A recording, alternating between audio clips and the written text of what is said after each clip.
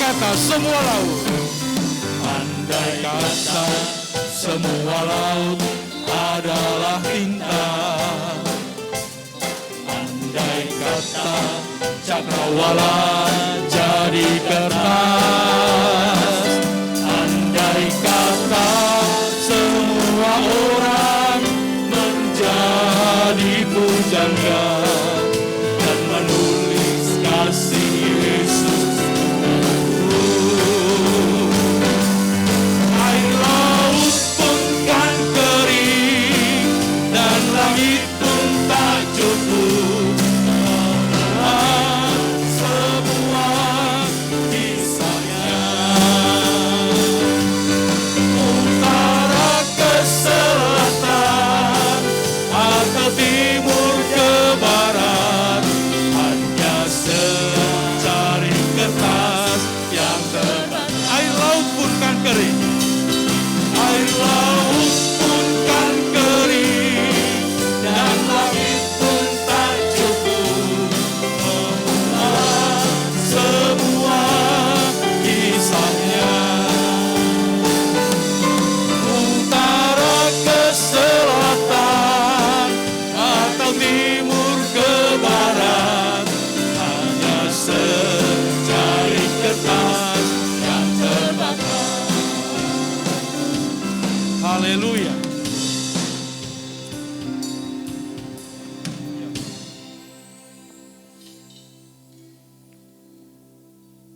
Dalam kitab Nabi Yesaya pasal 53 ayat yang ke-5 sampai ayat yang ke-7, firman Tuhan berkata, tetapi dia tertikam oleh karena pemberontakan kita. Dia diremukkan oleh karena kejahatan kita. Ganjaran yang mendatangkan keselamatan bagi kita ditimpakan kepadanya, dan oleh bilur-bilurnya kita menjadi sembuh. Kita sekalian sesat seperti domba. Masing-masing kita mengambil jalannya sendiri. Tetapi Tuhan telah menimpakan kepadanya kejahatan kita sekalian. Dia dianiaya, tetapi dia membiarkan diri ditindas dan tidak membuka mulutnya.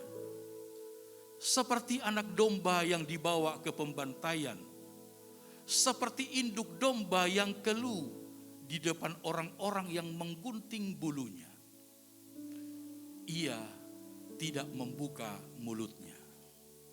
Saudara yang dikasihi oleh Tuhan,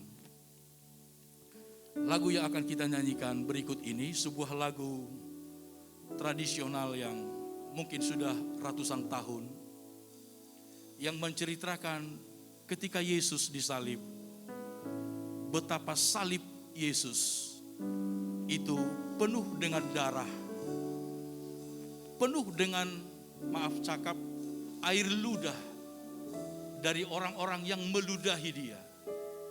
Semua itu dia terima karena dia mengasihi saya dan saudara. Haleluya. Puji Tuhan.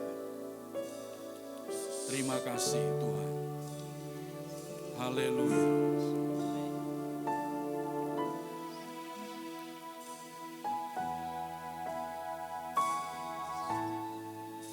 Pada satu bukit jauh dari sini, pada satu bukit jauh dari sini, lihat salib Tuhan berdiri,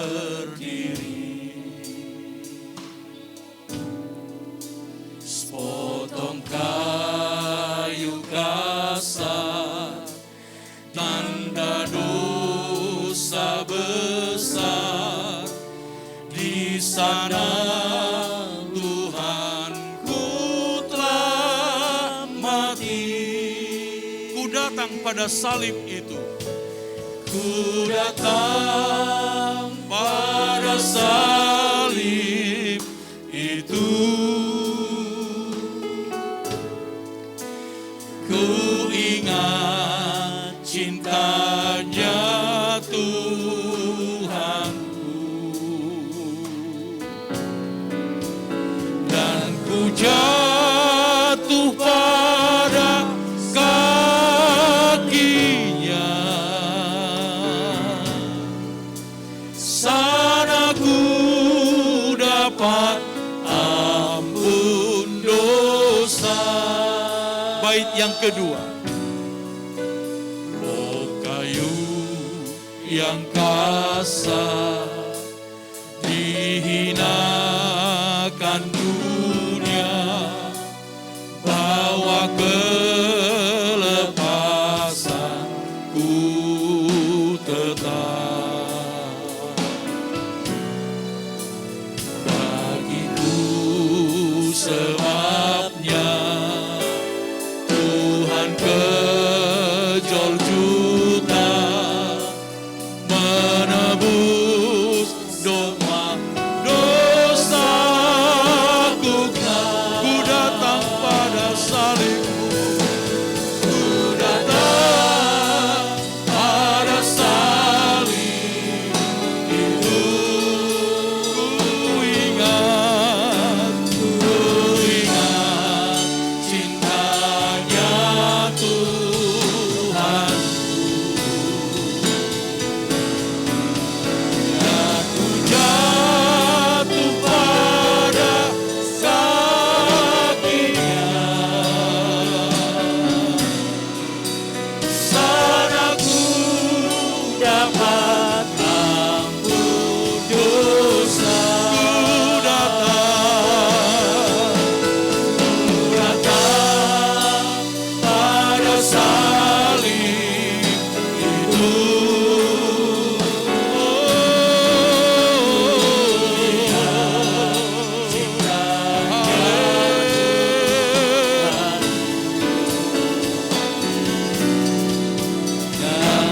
Jatuh pada kakinya, sana ku dapat ampun dosa. Bait yang kedua, kita nyanyikan kembali pujian ini. Oh kayu yang kasar.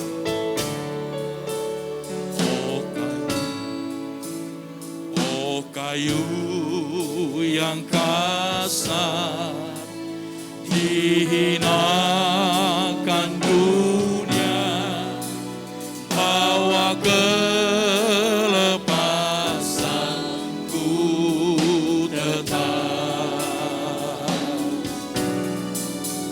Bagiku sebabnya Tuhan kejol juta, menebus semua dosaku.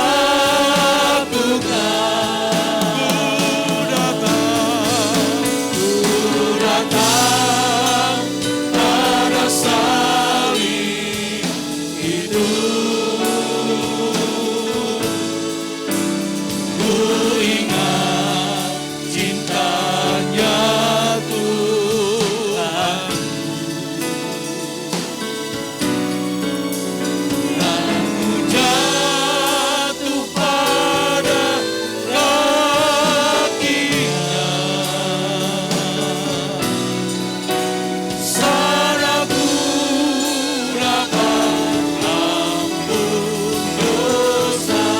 Ku datang pada salib itu. Ku ingat cintanya Tuhan.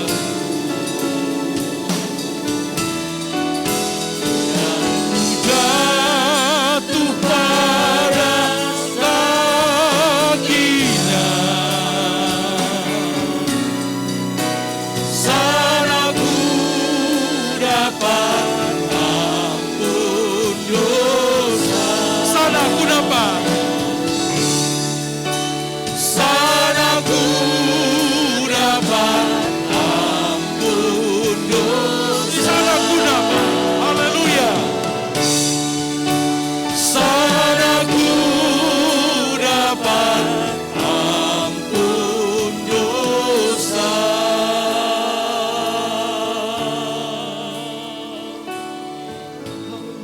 Terima kasih ya Tuhan.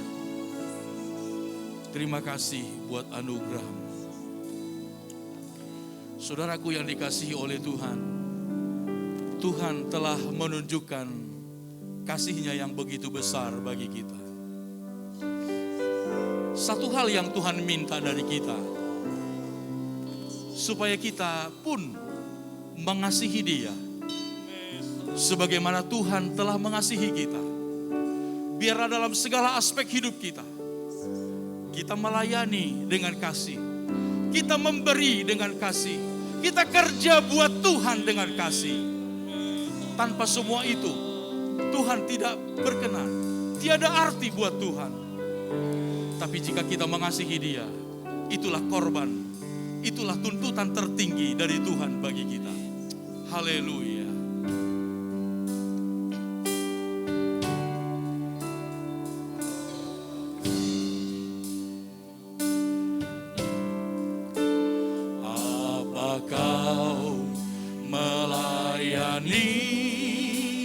Tanpa kasih, apa kau memberi tanpa kasih? Apa kau kerja buat Tuhan tanpa kasih? Semua itu tiada arti buat Tuhan. Oh Tuhan, berilah sekarang. Oh Tuhan, berilah sekarang roh belas kasih-Mu seperti yang ku terima waktu Kau selamatkanku. Takkan ku lupa waktu Kau tolongku. Haleluya. Aku mau melayani dengan kasih. Aku mau memberi dengan kasih. Aku mau kerja buat Tuhan dengan kasih. Dengan kasih, dengan kasih ilahi. Kita nyanyikan dari awal. Apa kau melayani? Apa kau melayani tanpa kasih? Apa kau memberi tanpa kasih? Apa kau kerja buat Tuhan tanpa kasih? Semua itu tiada arti buat Tuhan. Oh Tuhan, berilah sekarang. Oh Tuhan, berilah sekarang roh belas kasih-Mu seperti yang ku terima waktu Kau selamatkanku. Takkan ku lupa waktu Kau tolongku. Haleluya. Aku mau melayani. Aku mau melayani dengan kasih. Aku mau memberi dengan kasih. Aku mau kerja buat Tuhan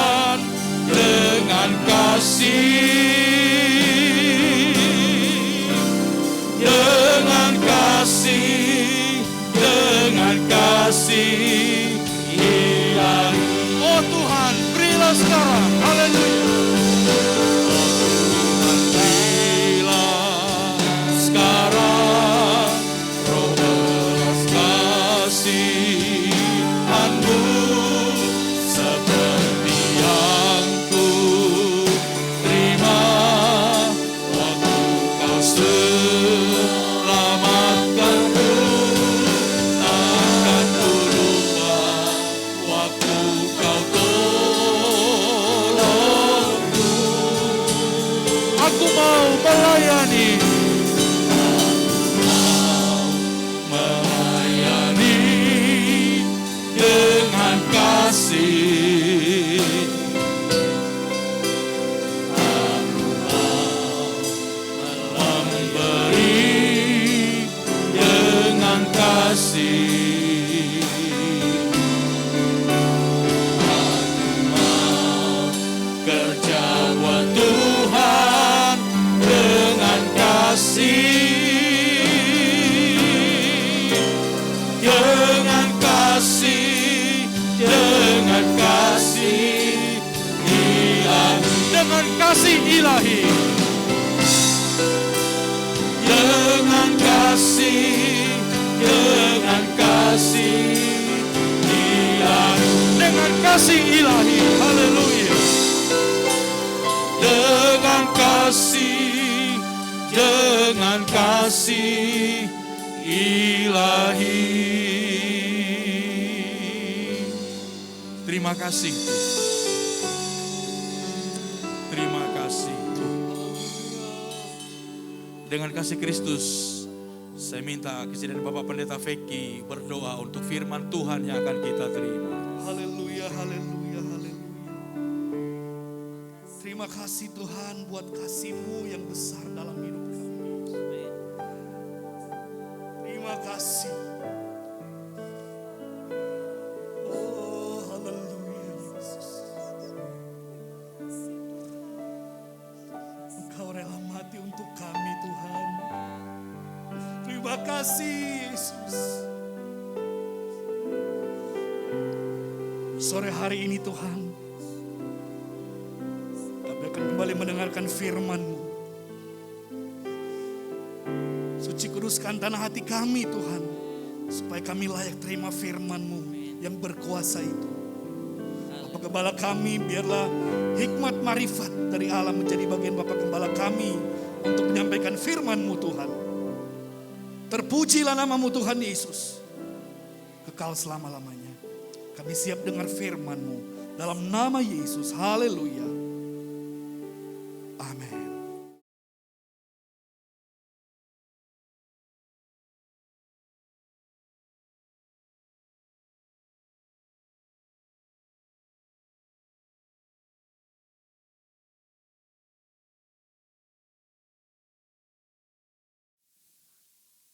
Seingat saya tahun lalu kita tidak mengadakan ibadah Paskah karena kehadiran COVID-19 yang pada waktu itu sedang gempar-gemparnya, sehingga ibadah Paskah pun ditiadakan. Tetapi puji Tuhan, tahun ini kita mengadakan ibadah Paskah walaupun masih dalam suasana pandemi COVID-19. Dan tadi sementara saudara nyanyi, saya duduk di belakang, seorang petugas dari TNI masuk dan dia mengambil foto saudara-saudara yang ada di sini, ya. Dan saya yakin bahwa mereka memastikan bahwa kita pun adalah warga gereja yang tunduk pada peraturan pemerintah dengan mengikuti protokol kesehatan. Puji Tuhan. Saudara-saudara sekalian, ibadah syukur hari ulang tahun GPDI seabad sudah terlaksana pada hari Selasa tanggal 30 Maret 2021 di Bali, di Nusa Dua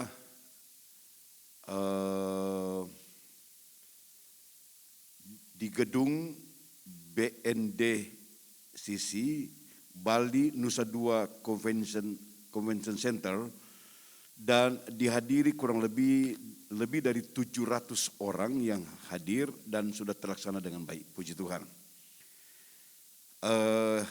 Presiden Republik Indonesia Bapak Insinyur Haji Joko Widodo memberikan sambutan secara virtual.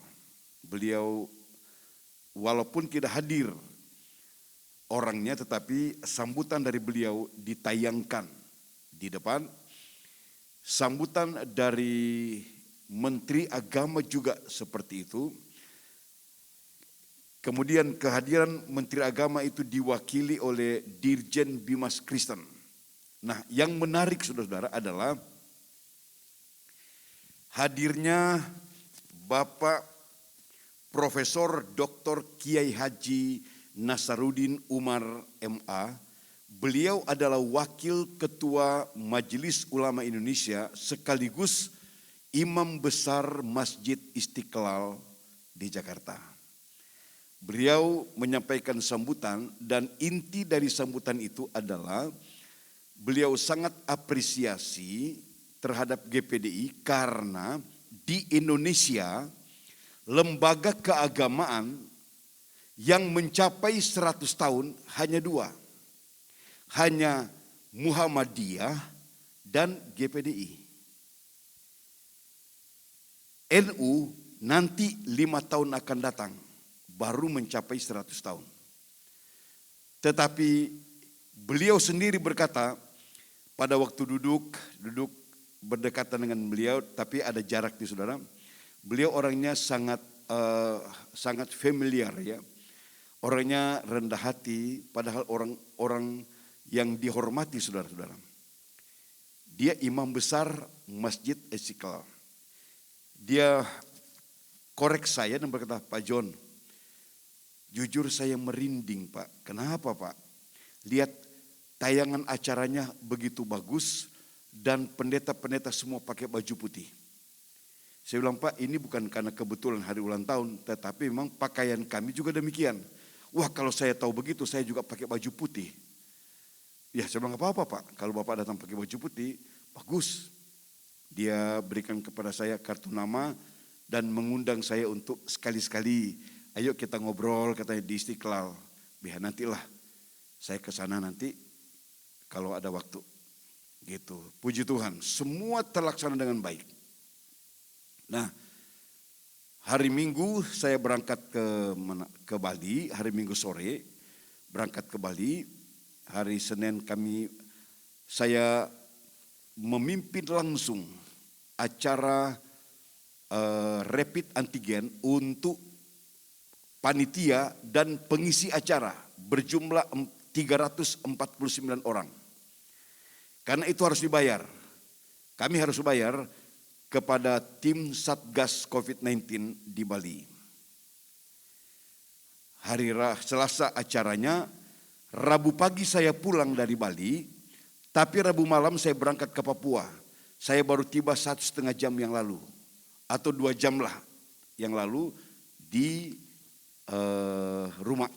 Dan kemudian siap untuk ikut ibadah pada sore hari ini. Puji Tuhan.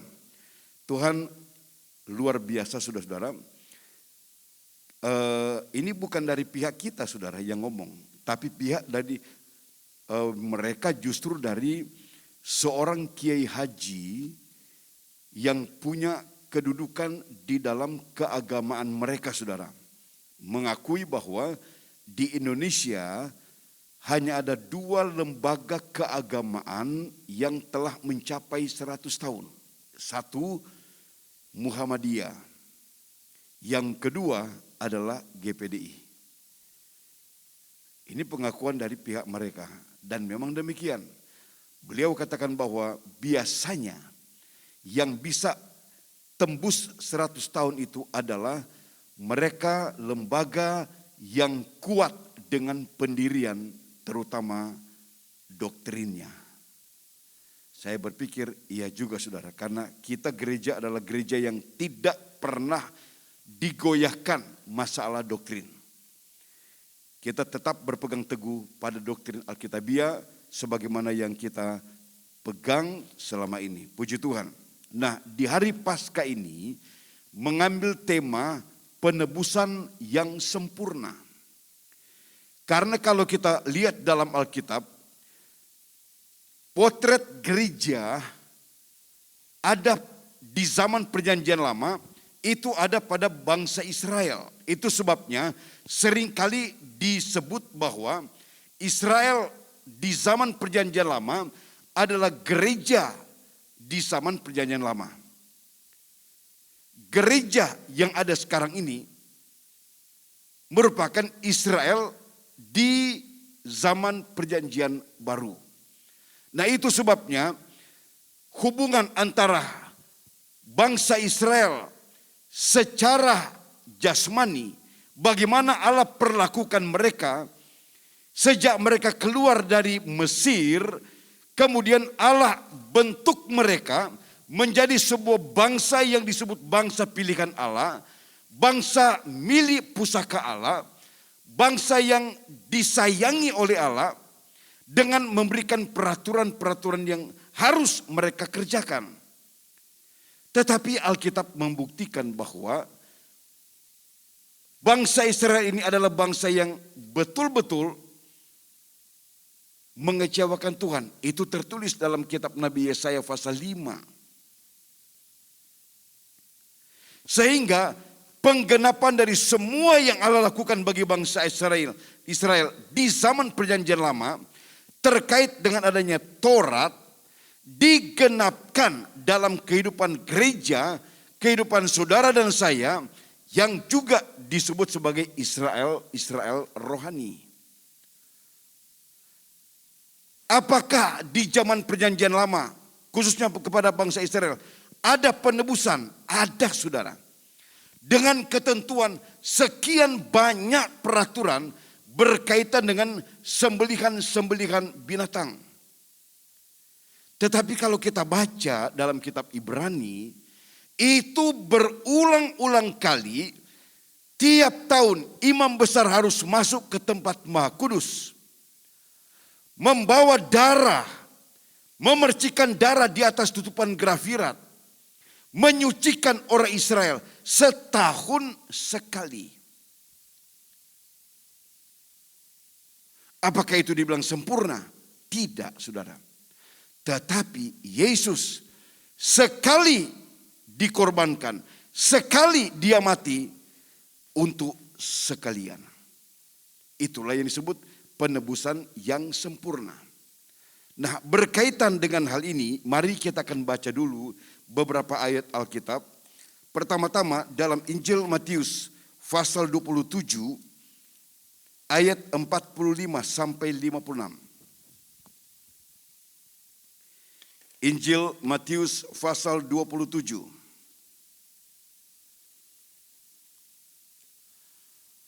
ayat 45 sampai ayat 46. Mulai dari jam 12 kegelapan meliputi seluruh daerah itu sampai jam 3.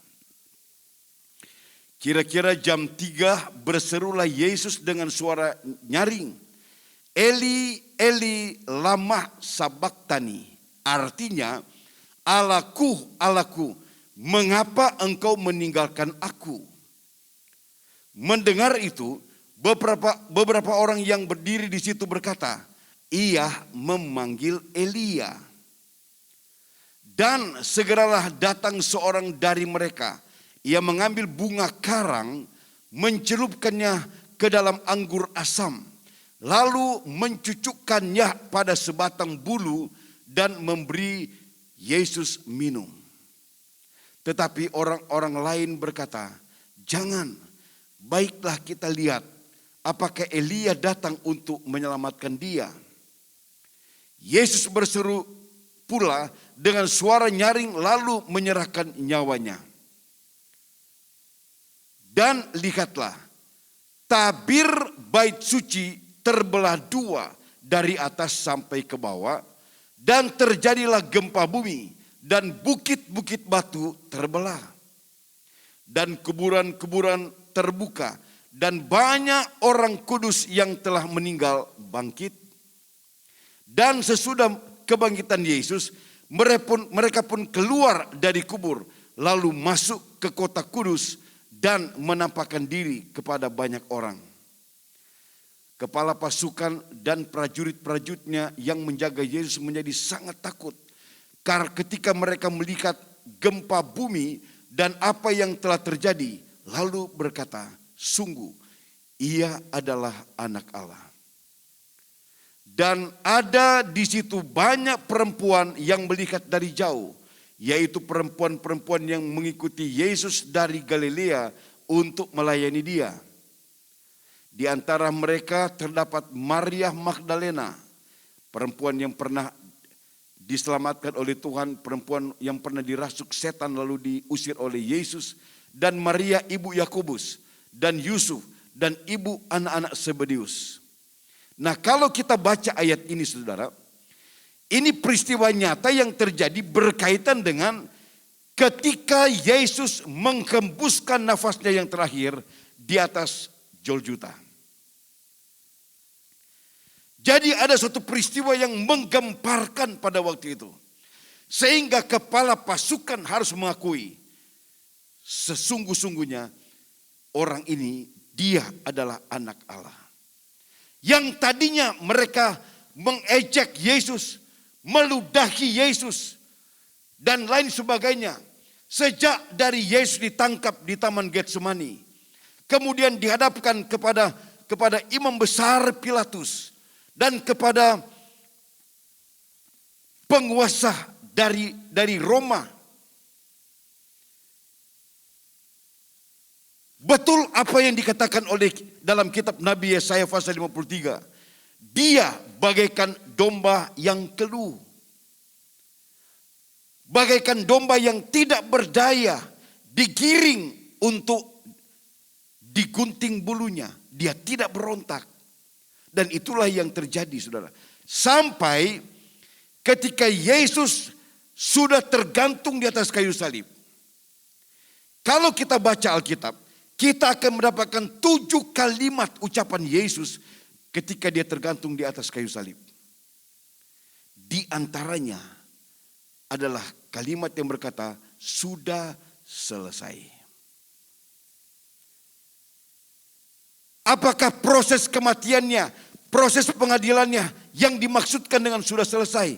Bukan saudara. Bukan.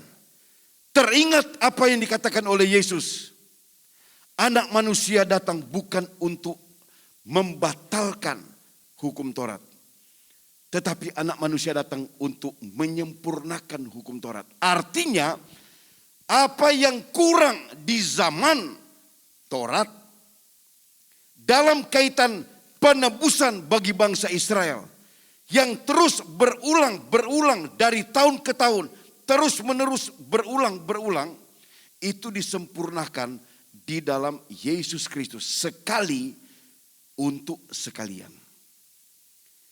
Nah, inilah yang terjadi ketika Yesus tergantung di atas kayu salib. Kalau kita baca mulai dari jam 9 pagi, Yesus sudah digiring ke Bukit Golgota. Dia keluar dari pintu utama yang dikenal dengan kata pintu gerbang emas.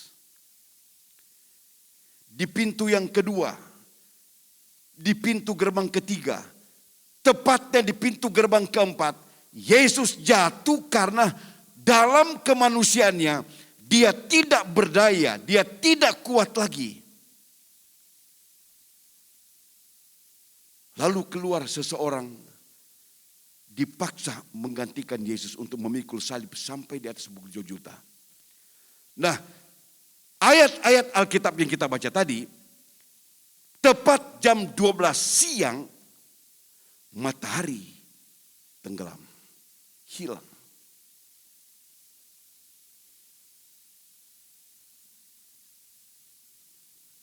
Saya ingat sebuah lagu yang digubah oleh seorang penggubah lagu yang mengatakan saat Yesus mendaki ke Golgota, burung-burung semua diam, dahan pun tak bergoyang. Mengapa saudara? Semua ciptaannya tunduk kepada Sang Pencipta yang sebentar lagi akan mati. Dan itulah Yesus. Sehingga apa yang kita baca dalam Injil Matius 27 ayat 45 sampai 56 itu betul-betul terjadi. Bukan sebatas fenomena alam, terjadinya gempa bumi, bukit-bukit terbelah, kubur-kubur terbuka semua. Tetapi ini menandakan betapa pribadi Yesus, Sang Pencipta itu, semua ciptaannya tunduk kepadanya. Dan itulah yang dilakukan. Untuk apa saudara? Bukankah misi kedatangan Yesus ke dalam dunia ini untuk mati buat manusia? Dia tidak datang ke dalam dunia ini hanya sebatas untuk memberitakan kabar sukacita, menyampaikan berita-berita tentang keselamatan. Itu dia lakukan.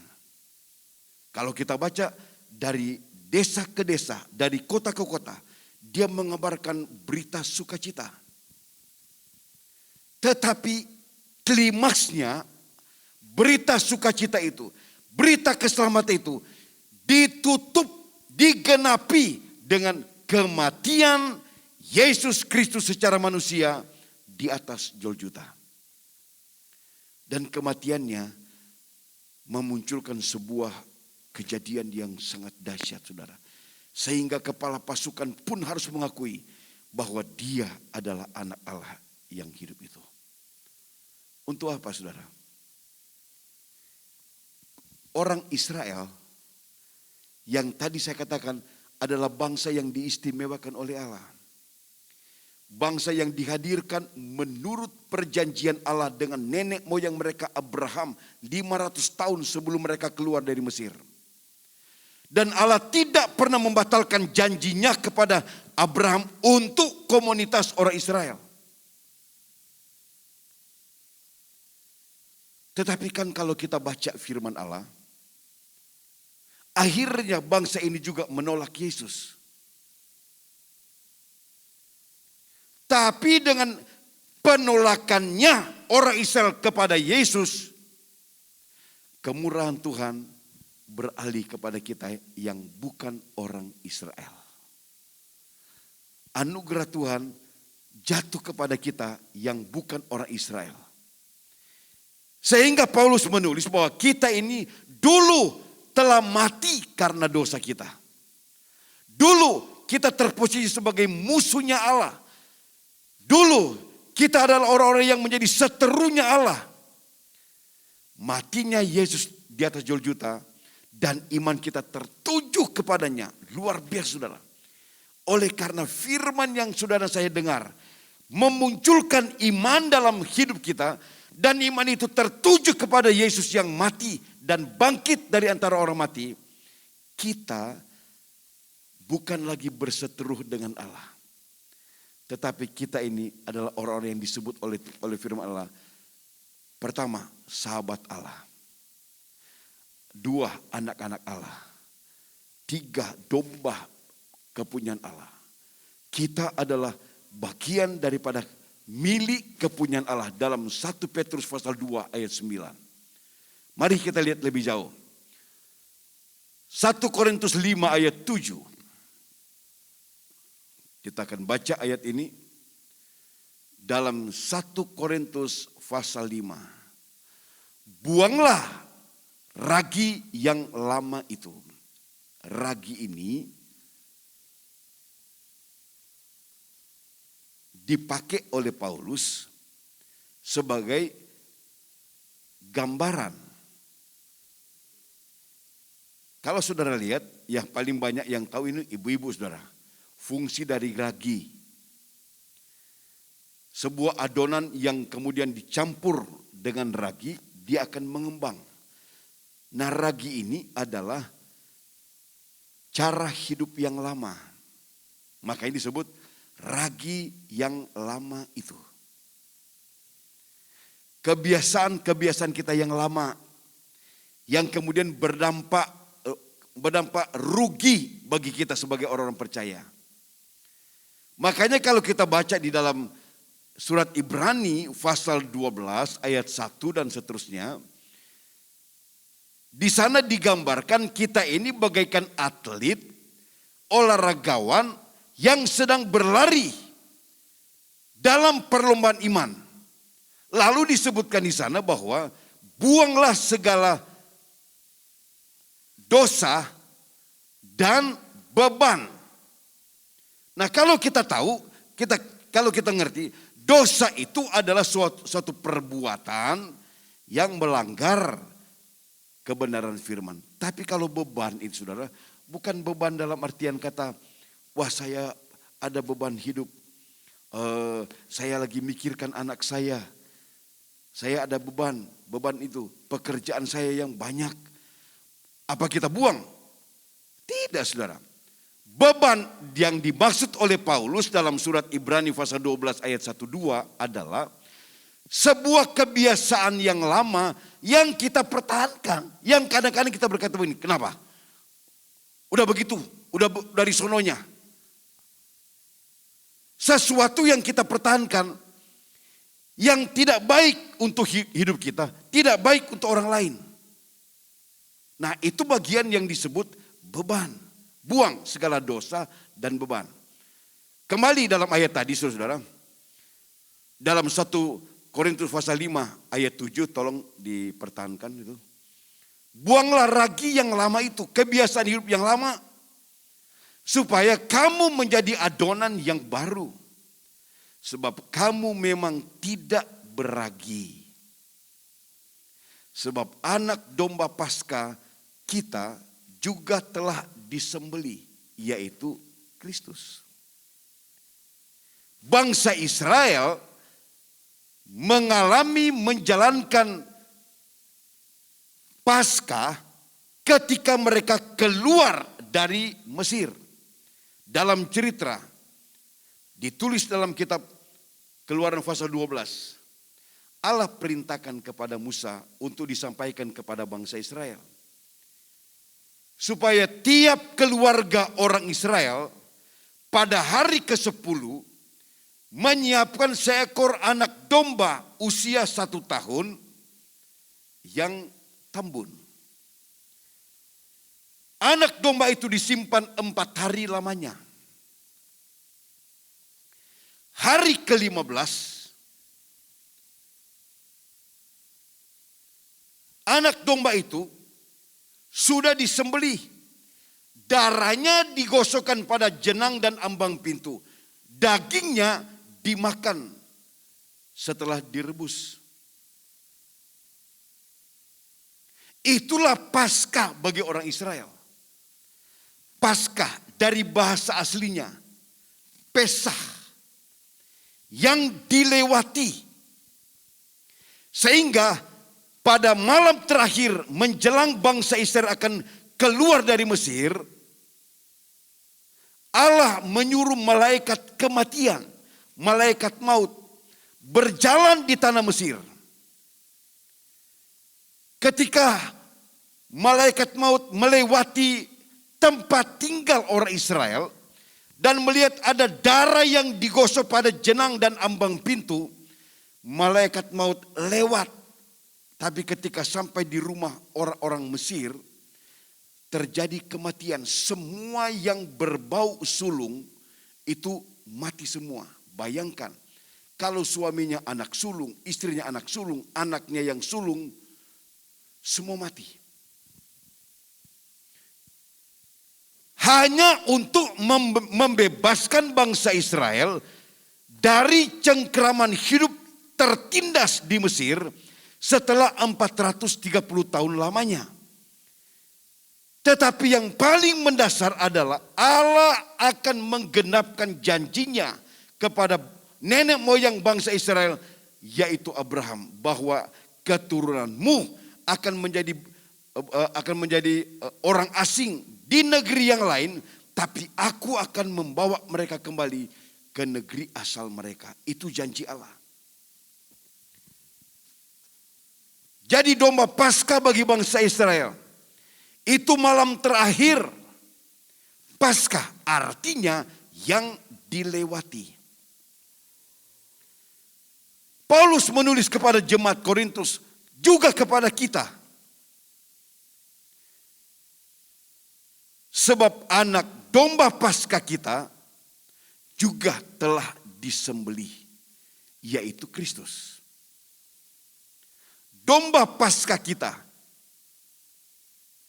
Yesus Kristus, sudah disembelih. Itu yang dinubuatkan dalam kitab Nabi Yesaya 53. Ada seorang petinggi dari Ethiopia. Dia adalah seorang sida-sida dan juga seorang kepala perbendaharaan negeri Kendake dari Ethiopia. Dia menganut agama Yahudi yang mewajibkan dalam setiap tahun 3 kali harus datang ke Yerusalem merayakan hari raya. Pertama hari raya Paskah, 2 hari raya Pentakosta, 3 hari raya Pondok Daun. Ini wajib bagi setiap orang Yahudi yang menganut agama Yahudi. Adalah seorang petinggi dari negeri Kendake, dari Ethiopia. Dia datang ke Yerusalem dengan mengendarai kereta yang begitu megah, kereta dinasnya, saudara. Sepulangnya dari Yerusalem, dia menuju kembali ke Ethiopia. Kalau saudara buka peta atlas saudara, berapa lama perjalanan dengan menggunakan kereta kuda. Bisa berminggu-minggu, saudara. Tapi dalam perjalanan, dia buka-buka kitab Taurat. Dia tertarik membaca kitab ini. Tetapi dia tidak mengerti siapa yang dimaksud dalam kitab ini. Tapi Tuhan maha mengerti. Tuhan utus Filipus. Dalam sekejap, Filipus sudah ada di pinggir keretanya. Filipus bertanya, apakah Tuhan mengerti apa yang Tuhan baca? Ini seorang pejabat tinggi, saudara. Enggak gengsian. Enggak gengsian.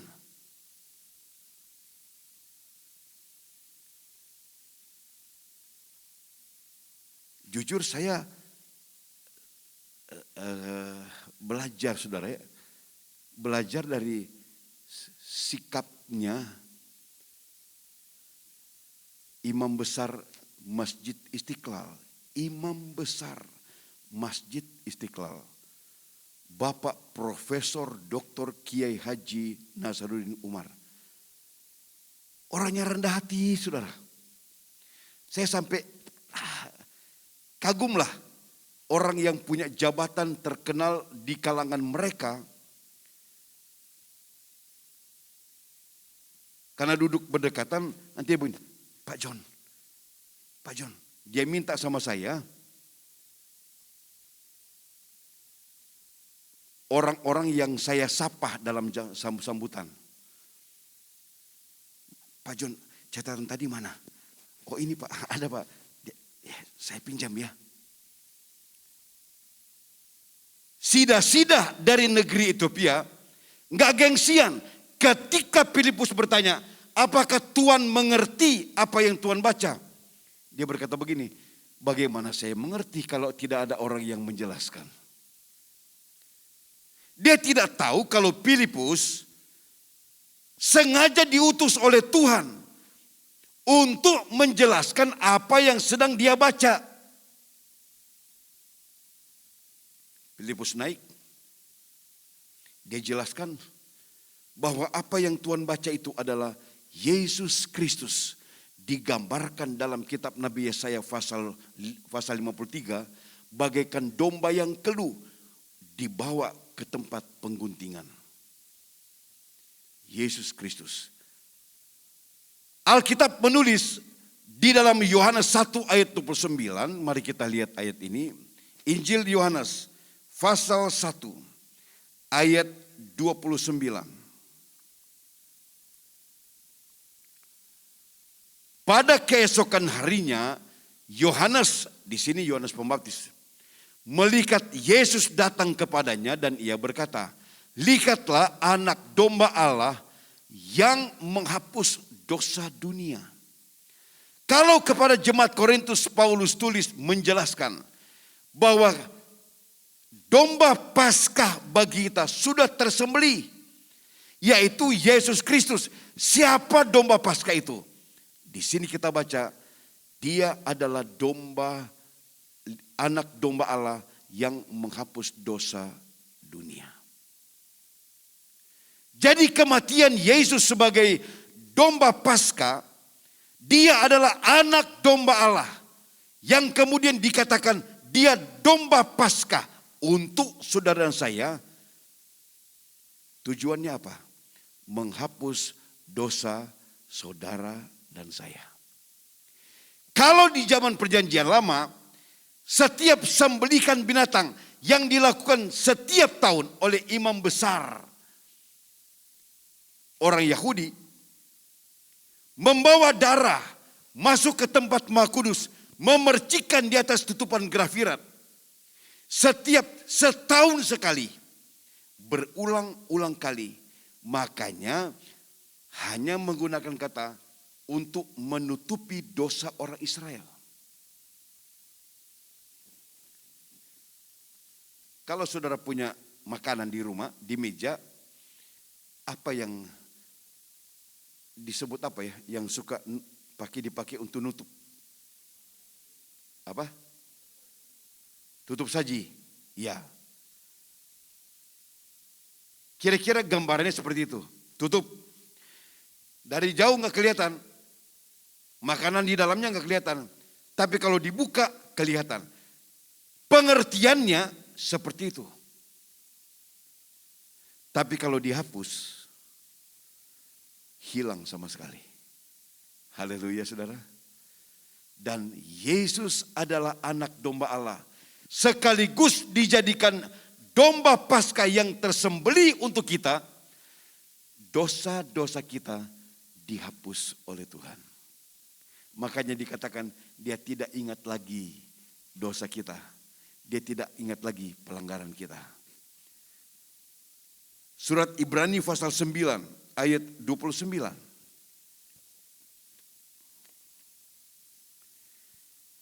Ibrani pasal 9. Surat Ibrani.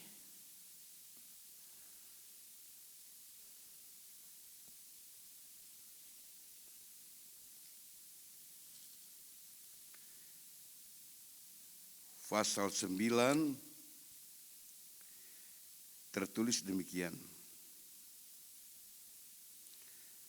Pasal 9. Tunggu saudara.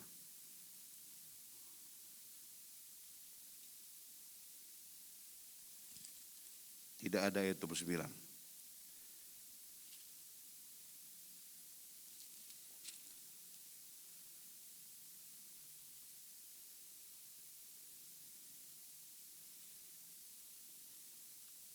Kita lewati saja itu saudara.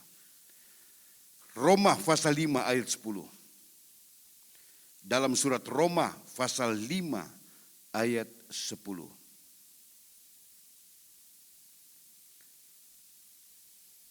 Sebab jikalau kita ketika masih seteru diperdamaikan dengan Allah oleh kematian anaknya, lebih-lebih kita yang sekarang telah diperdamaikan pasti akan diselamatkan oleh hidupnya.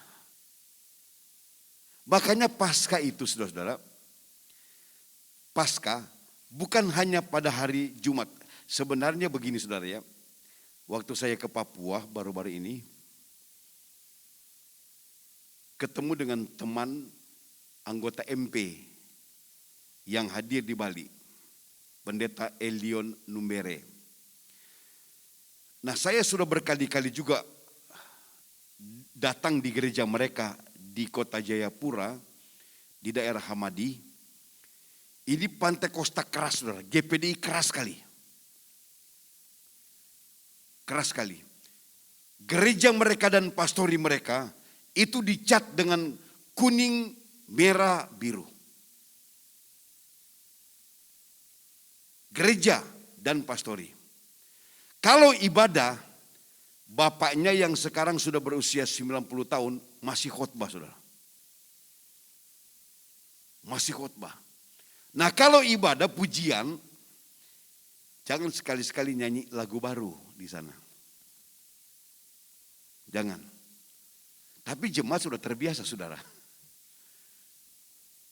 Misalnya WL-nya, song leader-nya, mari kita nyanyi segala puji syukur. Beliau dibawa.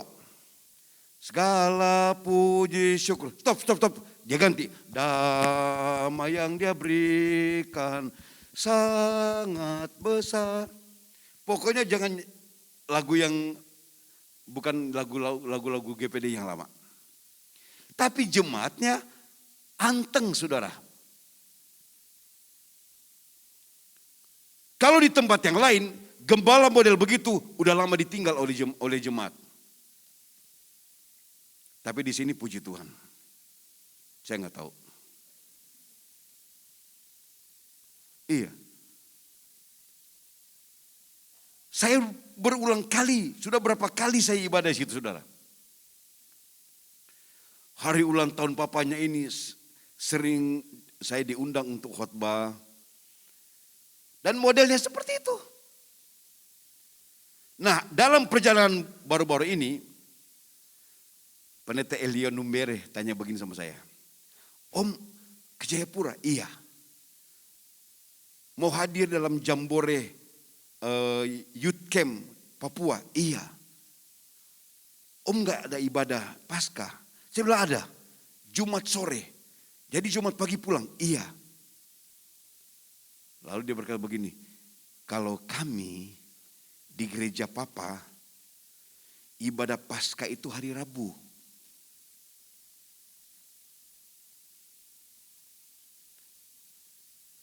Saya kaget, enggak. Memangnya sebenarnya itu Rabu, saudara, bukan Jumat. Kalau Jumat, Yesus tidak 3 hari dikubur. Tapi kalau Rabu itu betul, karena hitungan hari orang Yahudi beda dengan kita. Kalau kita menghitung hari, misalnya hari Senin itu dihitung dari Minggu malam lewat jam 12, jam 00 itu sudah Senin. Sampai Senin malam jam 12, lewat jadi 00 itu sudah Selasa. Orang Yahudi beda. Hitungan hari mereka dari jam 6 sore ke jam 6 sore. Jadi kalau kita hitung, saudara-saudara, Yesus dia mati jam 12 hari Rabu. Hari Rabu, sebelum jam 6 sore dia sudah dikuburkan. Nah, Rabu sore jam 6 sampai Kamis sore jam 6 itu 1 hari. Kamis sore jam 6 sampai Jumat sore itu sudah hari kedua. Jumat sore jam 6 sampai Sabtu sore itu hari ketiga. Baca Alkitab. Dini hari pada hari Minggu murid-murid ke kubur sudah bangkit. Lalu kenapa ada istilah Jumat Agung? Baca Alkitab, baca sejarah, saudara. Yang munculkan ini adalah tradisi dari Roma Katolik. Makanya di Katolik itu ada Rabu Abu, Kamis Putih, Jumat Agung. Lalu kemudian ibadah Jumat Agung gitu. Tapi nggak apa-apa saudara. Roma pasal 14 berkata semua hari sama di hadapan Tuhan. Haleluya. Haleluya.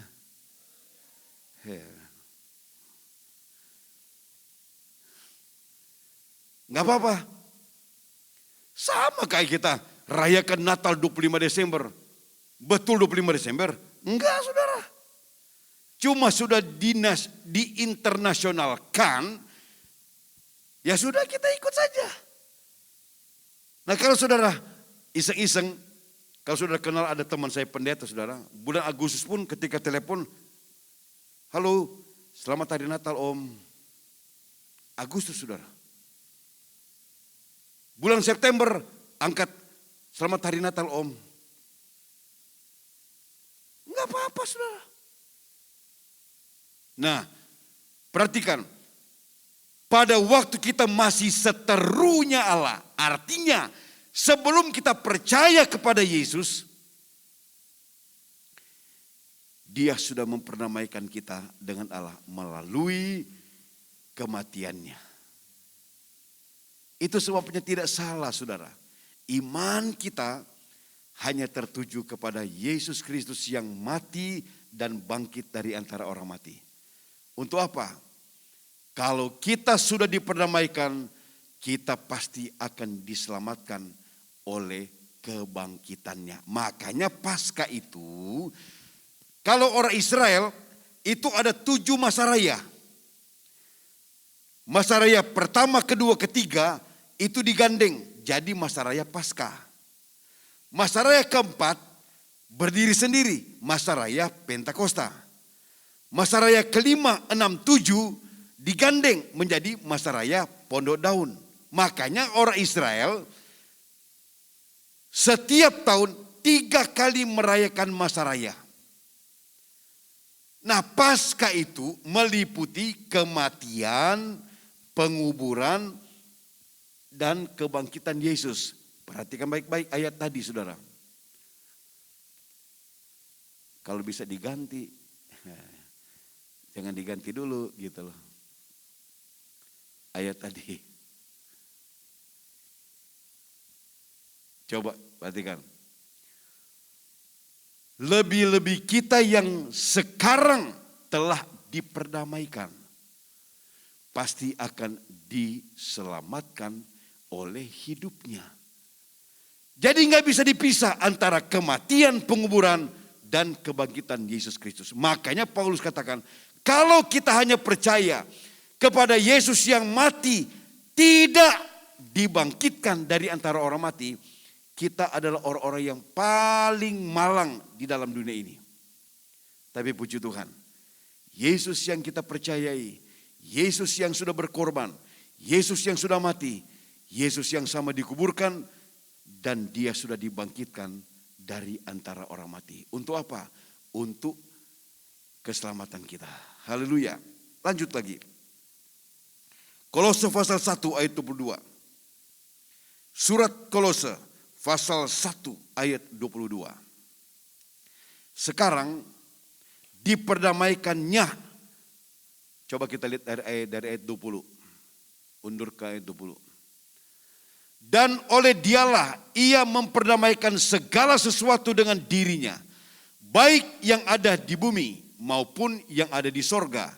Sesudah ia mengadakan pendamaian oleh darah salib Kristus. 21. Juga kamu yang dahulu hidup jauh dari Allah. Dan yang memusuhinya dalam hati dan pikiran. Seperti yang nyata dari perbuatanmu yang jahat. 22. Sekarang diperdamaikannya di dalam tubuh jasmani Kristus.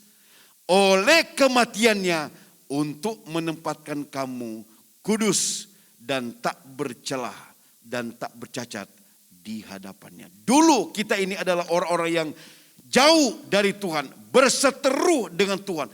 Musuhnya Tuhan. Tapi dengan kematian Yesus Kristus yang kita percayai itu. Kita diperdamaikan dengan Tuhan.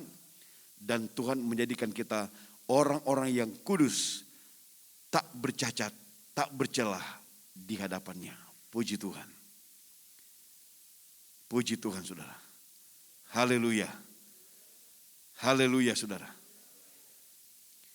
Jadi keselamatan yang diberikan kepada kita bukan dalam konteks mudah-mudahan. Enggak.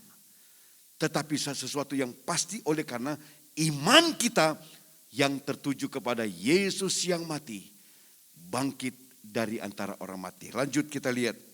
Efesus pasal 2 ayat 14 sampai 16.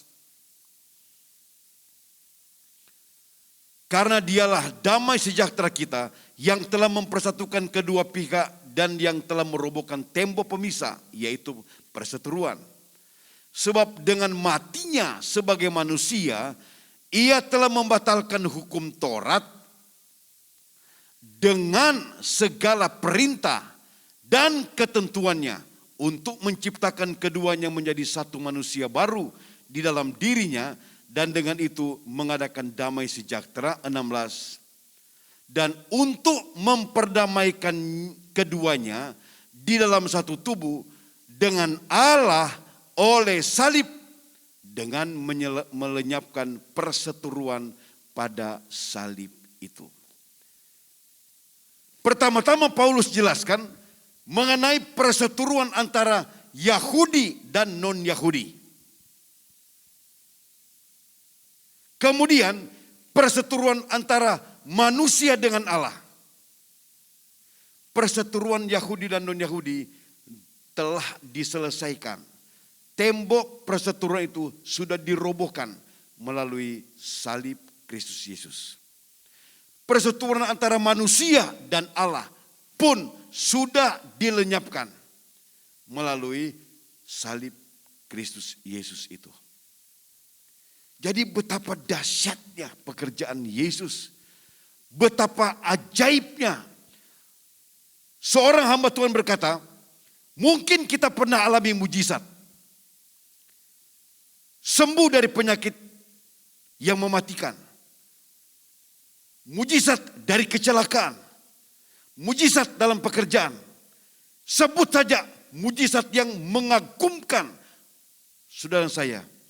Tapi mujizat yang terbesar dan paling sempurna adalah ketika Tuhan memindahkan kita dari api neraka ke dalam sorga.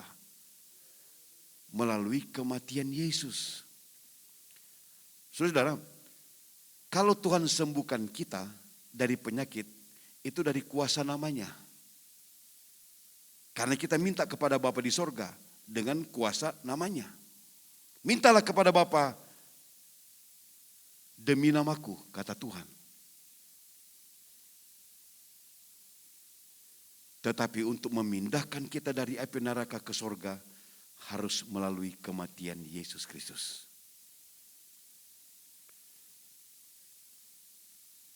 Lanjut.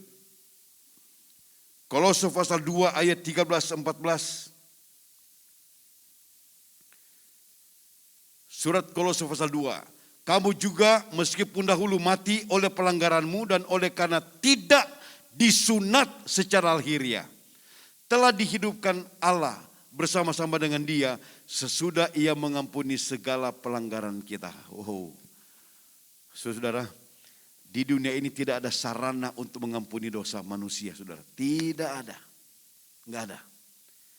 Orang Israel yang diistimewakan oleh Allah itu harus melalui prosesi penyembelihan binatang.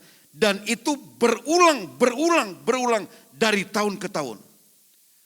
Tapi Yesus berkorban sekali untuk sekalian. Semua pelanggaran kita diampuni oleh Tuhan. Lanjut lagi. Surat Ibrani pasal 9 ayat 22. Ibrani pasal 9 ayat 22. Dan hampir segala sesuatu disucikan menurut hukum Taurat dengan darah. Dan tanpa penumpahan darah tidak ada pengampunan. Ini dalam konteks bangsa Israel terkait dengan Taurat. Artinya begini saudara. Kan bangsa Israel terikat dengan peraturan khususnya 7 masa raya ini yang dirampingkan menjadi 3 masa raya besar. Setelah masa raya Pentakosta yang berdiri sendiri, masuk pada masa raya kelima adalah masa raya tutupan grafirat, masa raya perdamaian. Apa yang dilakukan oleh imam besar? Dia akan membawa piala darah dengan pakaian lengkap seorang imam besar, jubah yang berlapis 3. Ada tumim, ada efod, dan begitu lengkap pakaiannya. Membawa piala darah, masuk ke dalam tempat Maha Kudus, lalu memercikan di atas tutupan grafirat. Untuk apa? Untuk menyucikan semua orang Israel. Dan itu berlaku setiap tahun. Makanya Paulus tulis, tanpa penumpahan darah tidak ada pengampunan. Bagi bangsa Israel ada pengampunan setiap tahun dan harus ada penumpahan darah. Tetapi kita yang telah percaya kepada Yesus, pengampunan kita terima melalui korban yang dilakukan oleh Allah sendiri, melalui tubuh Yesus Kristus, sekali untuk sekalian, tidak berulang-ulang. Kita tidak perlu lagi adakan pengampunan dosa melalui darah binatang, tapi hanya dengan iman ditujukan kepada Yesus yang mati, dikuburkan dan bangkit dari antara orang mati. Dosa kita telah diampuni. Kita telah diperdamaikan dengan Allah. Dan kita hidup bersama dengan Tuhan. 1 Petrus pasal 1 ayat 18, 19 dan ayat 20.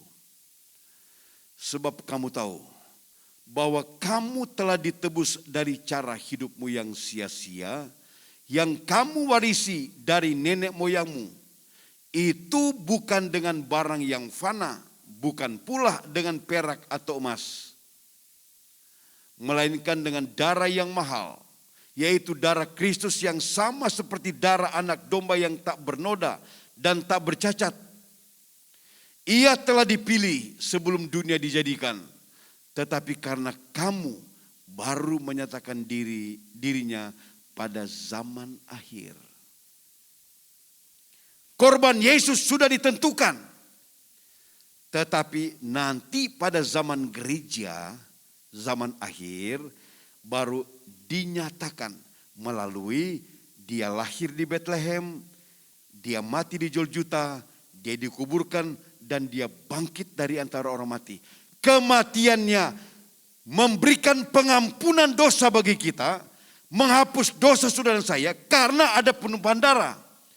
Tapi kebangkitannya memberikan kemenangan bagi kita dan kehidupan yang kekal. Haleluya saudara. Haleluya.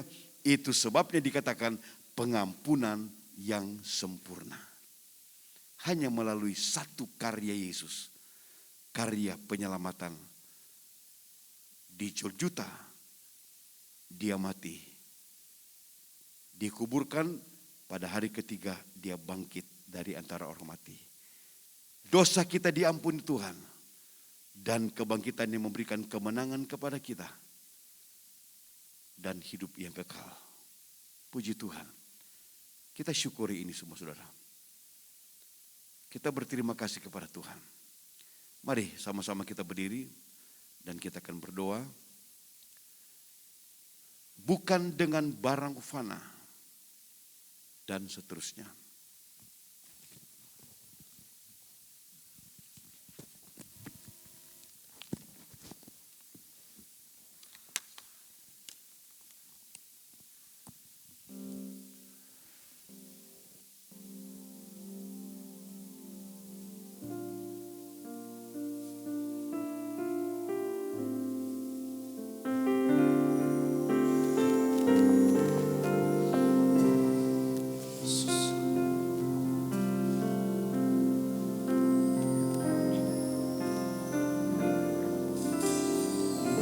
bukan dengan barang fana. Kau membayar dosaku dengan darah yang mahal. Tiada noda dan celah, bukan dengan emas perak. Kau menebus diriku oleh segenap kasih dan pengorbananmu. Ku telah mati dan tinggalkan hidupku yang lama.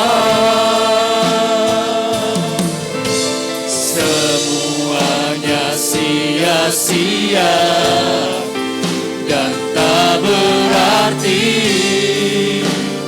lagi. Hidup ini ku letakkan mesbah-Mu ya Tuhan.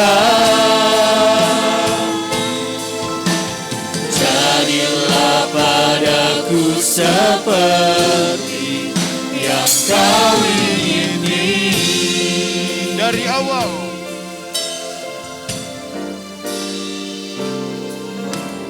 Bukan dengan barang fana.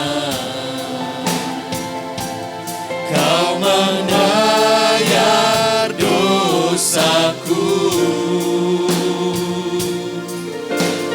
dengan darah yang mahal.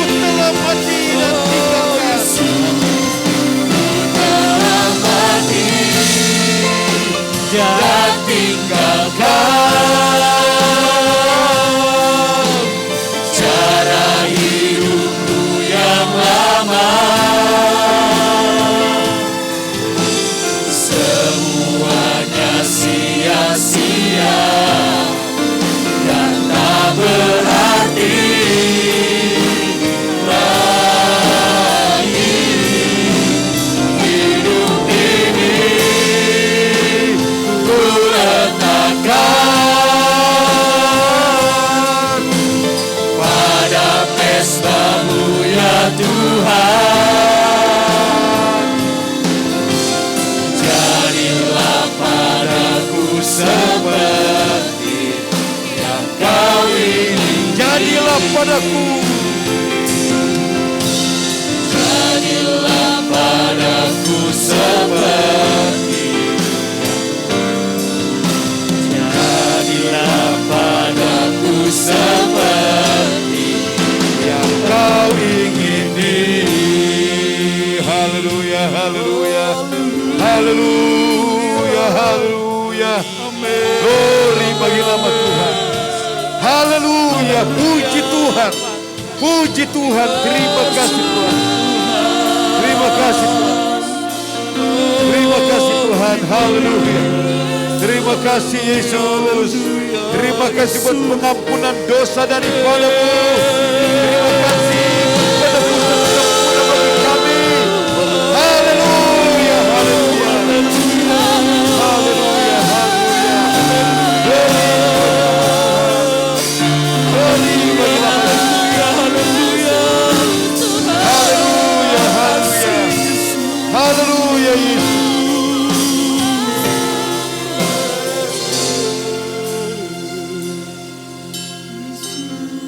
Terima kasih Yesus. Terima kasih Yesus. Puji syukur hanya bagimu ya Allahku, ya Tuhanku.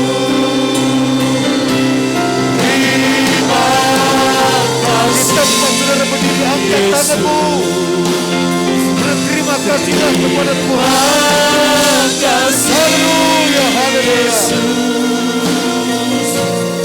Puji syukur hanya bagimu. Terima kasih Yesus. Terima kasih Yesus. Oh, Terima kasih Yesus. Terima kasih Yesus. Puji syukur hanya bagimu ya Allahku, ya Tuhanku. Bapak Yusuf Terima kasih Yesus. haleluya.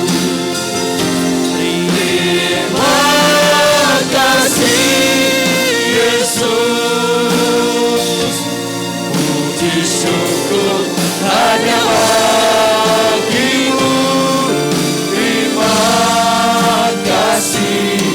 Puji syukur hanya bagimu. Haleluya. Puji syukur hanya bagimu. Terima kasih Yesus. Haleluya Yesus. Glory bagi namamu Tuhan. Kami bersyukur ya Bapa. Karena kasih-Mu begitu besar dalam hidup kami. Engkau sudah mati di kayu salib. Engkau telah menyelamatkan kami yang berdosa Tuhan. Kami tidak bisa membalas betapa besar pengorbanan-Mu Tuhan. Itu sebabnya kami datang kepadamu. Kami senantiasa menyerahkan hidup kami ke dalam tangan-Mu Bapa. Hanya Engkaulah gembala kami yang baik.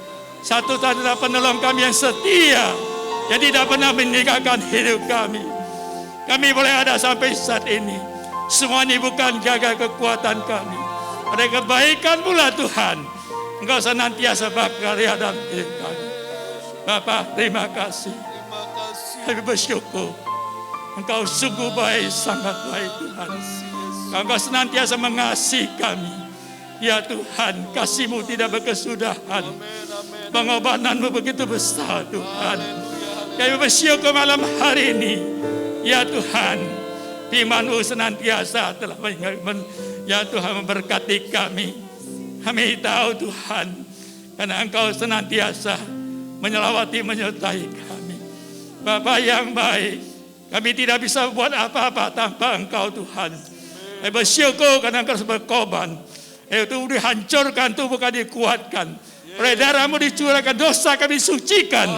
Oleh bela-Mu penyakit kami sembuhkan Tuhan. Bersyukurlah kami pada malam hari ini Tuhan.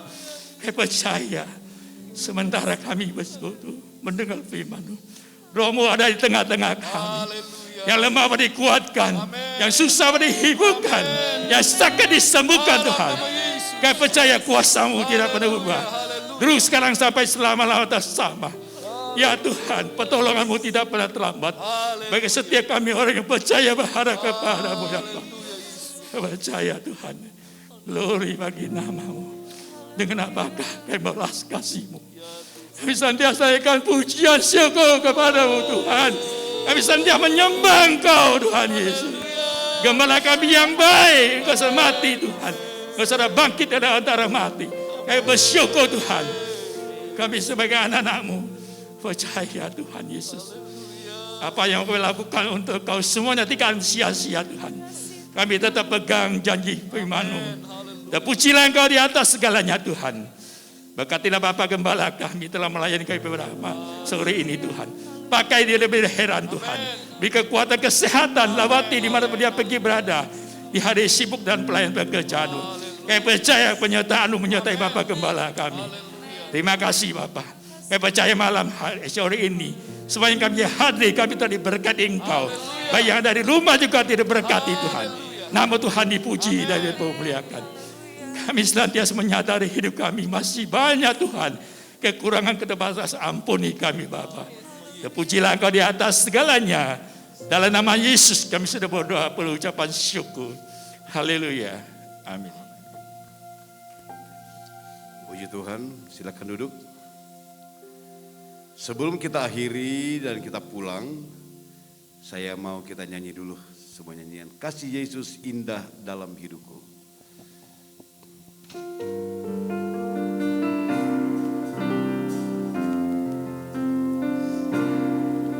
Kasih Yesus indah dalam hidupku, menghiasi hati dan jiwaku.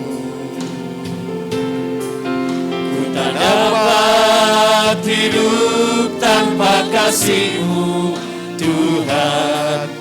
Pegang tanganku sepanjang jalanku. Kasih Yesus indah dalam hidupku. Kasih Yesus indah dalam hidupku, menghiasi hati dan jiwaku. Ku tak dapat hidup tanpa kasih-Mu Tuhan. Pegang tanganku sepanjang jalanku.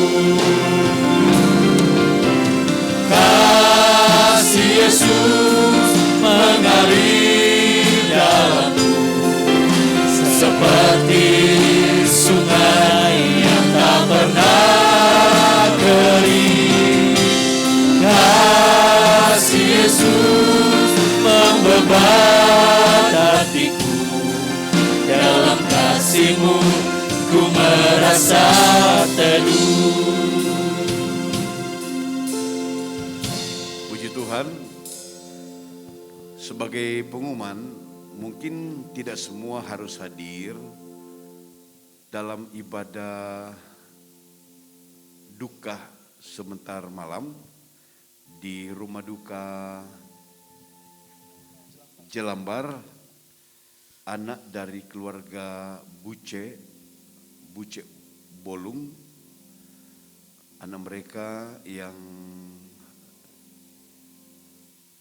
sudah remaja juga saudara, tapi Tuhan berkenan memanggilnya, dan sebentar malam ada ibadah penghiburan. Besok jam 11 pagi ada ibadah pelepasan jenazah dan akan dimakamkan di pekuburan Tegal Alur.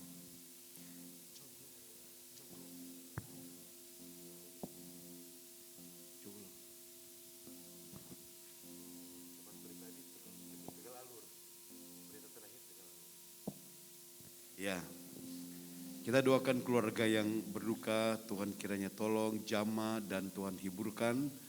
Karena anak ini anak yang satu-satunya yang diandalkan dalam keluarga, tapi Tuhan berkenan memanggil.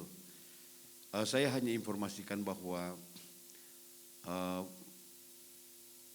almarhumah ini bukan COVID, tapi terindikasi ada satu penyakit yang datang dari naiknya asam lambung kemudian menekan jantung, namanya GERD. Kalau orang Jawa katakan angin duduk. Itu. Jadi mungkin kita juga perhatikan baik-baik. Makanya ada filosofi begini, makan sebelum lapar,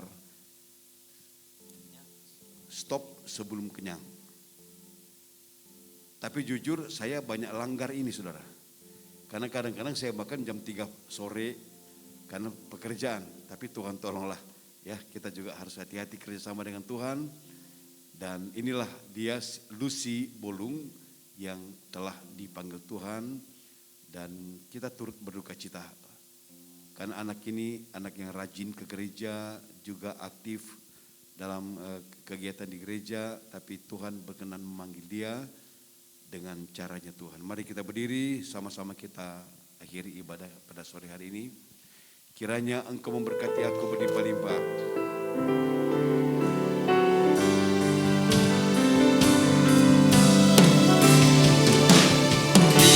Kiranya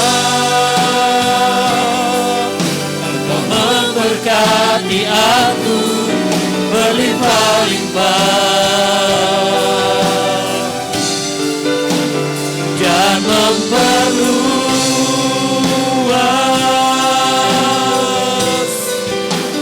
daerahku,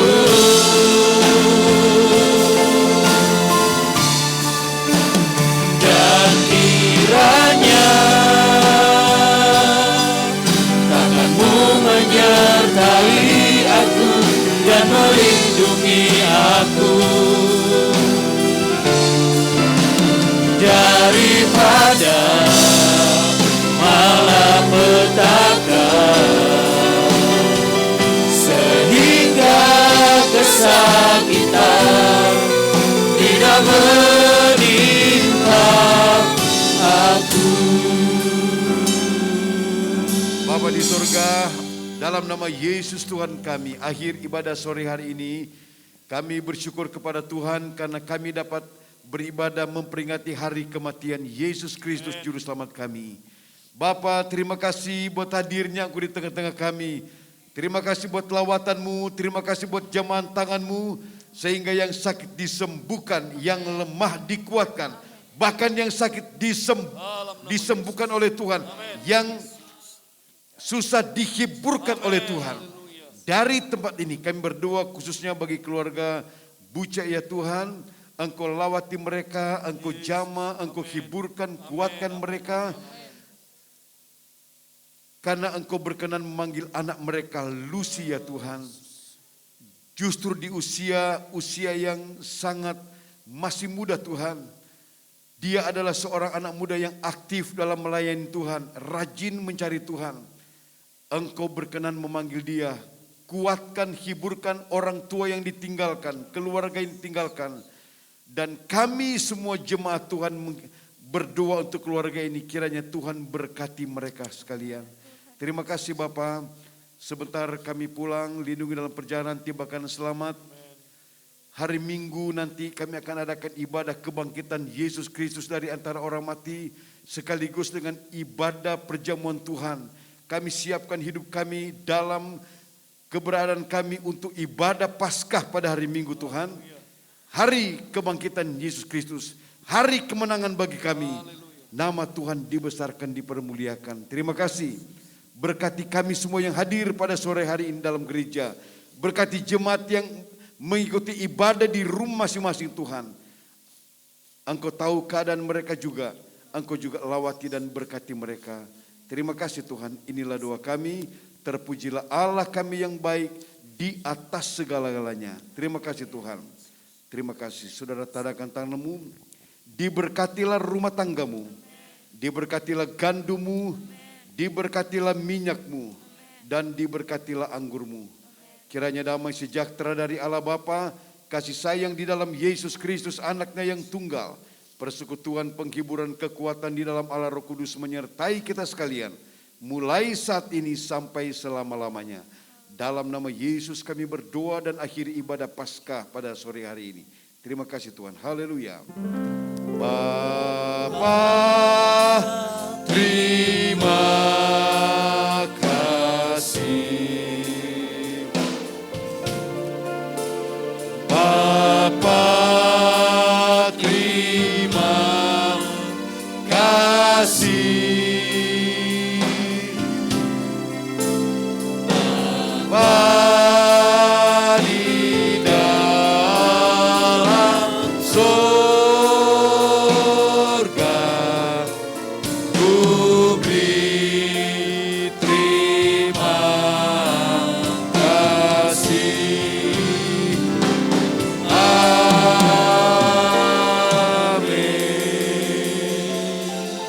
Puji Tuhan. Di luar ada petugas dari Satgas COVID-19, ada polisi, ada tentara.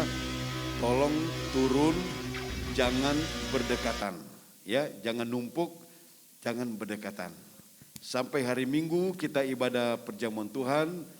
Tuhan memberkati kita sekalian. Selamat malam.